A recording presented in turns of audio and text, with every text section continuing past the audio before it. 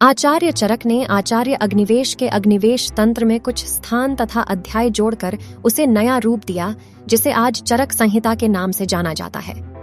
200 ई पूर्व लगभग आयुर्वेद के आचार्य महर्षि चरक की गणना भारतीय औषधि विज्ञान के मूल प्रवर्तकों में होती है। चरक की शिक्षा तक्षशिला में हुई। इनके द्वारा रचित चरक संहिता आज भी वैद्य का अद्वितीय ग्रंथ माना जाता है। इन्हें ईसा की प्रथम शताब्दी का बताते हैं। कुछ विद्वानों का मत है कि चरक कनिष्क के राजवैद्य थे, परंतु कुछ लोग इन्हें बौद्ध काल से भी पहले का मानते हैं। 8वीं शताब्दी में इस ग्रंथ का अरबी भाषा में अनुवाद हुआ और यह शास्त्र पश्चिमी देशों तक पहुंचा। चरक संहिता में व्याधियों के उपचार तो बताए ही गए हैं, प्रसंगवश स्थान स्थान पर दर्शन और अर्थशास्त्र के विषयों की भी उल्लेख है। उन्होंने आयुर्वेद के प्रमुख ग्रंथों और उसके ज्ञान को इकट्ठा करके उसका संकलन किया। चरक ने भ्रमण करके चिकित्सकों के साथ बैठकें की, विचार एकत्र किए और सिद्धांतों को प्रतिपादित किया और उसे पढ़ाई लिखाई के योग्य बनाया था। आयुर्वेद की सर्वश्रेष्ठ कृति मानी जाने वाली चरक संहिता में भारत के अलावा यवन, शक, चीनी आदि जातियों के खान पान और जीवन शैली का भी जिक्र मिलता है। इस पुस्तक को विभिन्न भाषाओं में अनुवादित भी किया जा चुका है।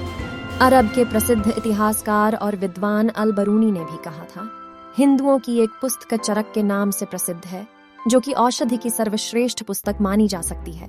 चरक संहिता आयुर्वेद का प्राचीनतम ग्रंथ है। वस्तुत यह ग्रंथ ऋषि आत्रेय तथा पुनर्वसु के ज्ञान का संग्रह है, जिसे चरक ने कुछ संशोधित कर अपनी शैली में प्रस्तुत किया। कुछ लोग अग्निवेश को ही चरक कहते हैं। द्वापर युग में पैदा हुए अग्निवेश चरक ही है।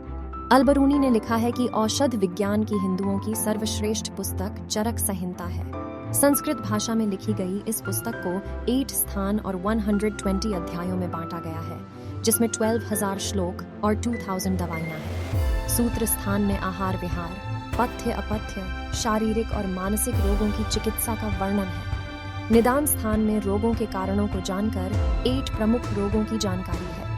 विमान स्थान में स्वादिष्ट, रुचिकर, पौष्टिक भोजन का उल्लेख है। शरीर स्थान में मानव शरीर की रचना, गर्भ में बालक के विकास की प्रक्रिया तथा उसकी अवस्थाओं का महत्व बताया गया है। इंद्रिय स्थान में रोगों की चिकित्सा पद्धति का वर्णन। चिकित्सा स्थान में कुछ विशेष रोगों के इलाज। कल्प स्थान में साधारण इलाज। सिद्धि स्थान में कुछ सामान्य रोगों की जानकारी है। इनमें शल्य चिकित्सा पद्धति का उल्लेख नहीं।